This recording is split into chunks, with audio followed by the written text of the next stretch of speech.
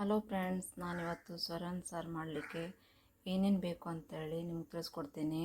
ಸ್ವಲ್ಪ ಒಣಮೆಣಸು ತೊಗೊಂಡಿದ್ದೀನಿ, ಕೊತ್ತಂಬರಿ 2 ಸ್ಪೂನು, ಒಂದು ಚಿಟಿಕೆ ಆಗುವಷ್ಟು ಮೆಂತೆ, ಒಂದು ಚಮಚ ಆಗುವಷ್ಟು ಕಡಲೆಬೇಳೆ, 1 ಚಮಚ ಆಗುವಷ್ಟು ಜೀರಿಗೆ, 1 ಚಮಚ ಆಗುವಷ್ಟು ಬೇಳೆಸೊಪ್ಪು, ಸ್ವಲ್ಪ ಚಕ್ಕೆ, ಸ್ವಲ್ಪ ಲವಂಗ, ಸ್ವಲ್ಪ ಚಕ್ರ ಮೂಗು, ಆಮೇಲೆ ಒಂದು ಸ್ವಲ್ಪ ಶುಂಠಿ, ಬೆಳ್ಳುಳ್ಳಿ, ಒಂದು ಹಸಿಮೆಣಸು, 1 ಟೊಮೆಟೊ, 1 ಈರುಳ್ಳಿ ಇಷ್ಟನ್ನು ತಗೊಂಡು ಹೇಗೆ ಹುರಿದು ಹೇಗೆ ಸಾಂಬಾರು ಮಾಡೋದಂತ ತಿಳಿಸ್ಕೊಡ್ತೀನಿ.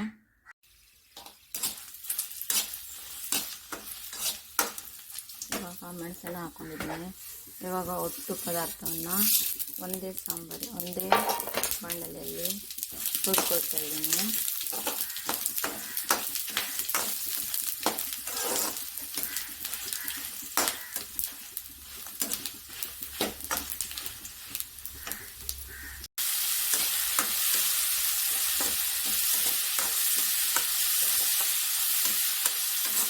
ನಾನು ಒಟ್ಟಿಗೆ ಸೇರಿ ಈರುಳ್ಳಿ, ಟೊಮೆಟೊ, ಬೆಳ್ಳುಳ್ಳಿ, ಹಸಿಮೆಣಸು ಮತ್ತು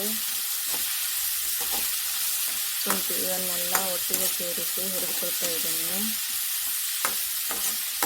ಸ್ವರದ ಸಾಂಬಾರು ತುಂಬಾ ಟೇಸ್ಟಿಯಾಗಿರುತ್ತೆ, ಸೂಪರಾಗಿರುತ್ತೆ. ನಾನು ಹೇಳಿದ ರೀತಿಯಲ್ಲಿ ನೀವು ಒಮ್ಮೆ ಮಾಡಿ ನೋಡಿ.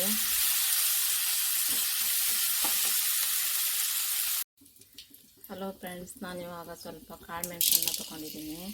ಕಾಳುಮೆಣಸು ಮತ್ತು ಕಾಯನ್ನು ಹಾಕಿ ಸ್ವಲ್ಪ ಹುರಿದ್ಕೊಳ್ತೀನಿ.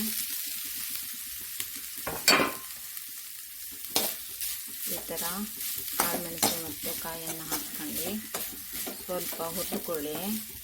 ಸ್ವರದ ಮೀನು ಸಾಂಬಾರು ತುಂಬಾ ಟೇಸ್ಟಿಯಾಗುತ್ತೆ.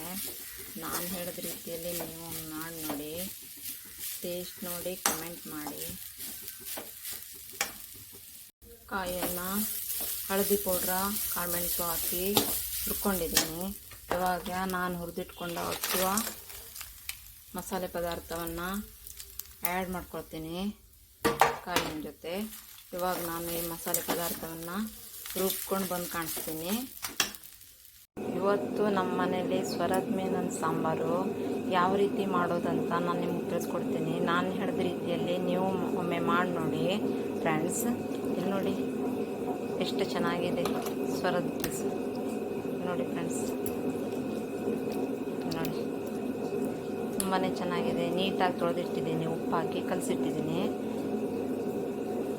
ಇವಾಗ ಗ್ರೈಂಡರ್ನಲ್ಲಿ ಮಸಾಲೆ ರೆಡಿ ಆಗ್ತಾ ಉಂಟು. ನೋಡಿ ಫ್ರೆಂಡ್ಸ್, ಮಸಾಲೆ ತುಂಬ ಗೊತ್ತಾಗ್ತದೆ. ಸಣ್ಣ ಆದರೆ ಮಾತ್ರ ಸಾಂಬಾರು ಟೇಸ್ಟಿಯಾಗಿರುತ್ತೆ. ನೋಡಿ ಫ್ರೆಂಡ್ಸ್,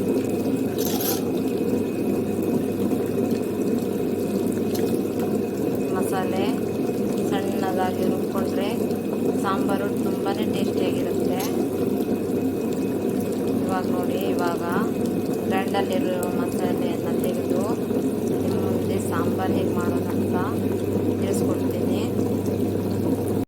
ಮಸಾಲೆ ಕುದೀತಾ ಉಂಟು. ನಾನಿವಾಗ ಇದಕ್ಕೆ ಮೀನನ್ನು ಆ್ಯಡ್ ಮಾಡ್ಕೊಳ್ತೀನಿ. ನೋಡಿ, ಮೀನನ್ನು ಹಾಕ್ತಾಯಿದ್ದೀನಿ ನಾನು.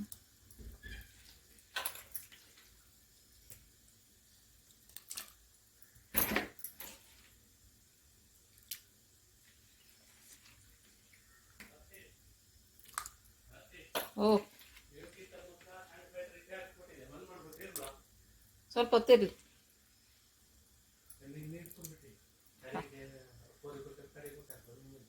ಹಾಂ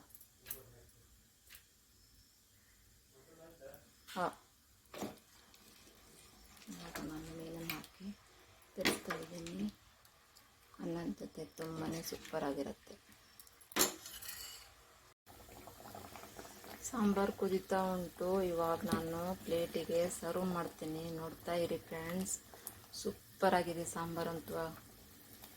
ನೋಡಿ ಫ್ರೆಂಡ್ಸ್, ತುಂಬಾ ಟೇಸ್ಟಿಯಾಗಿರುತ್ತೆ.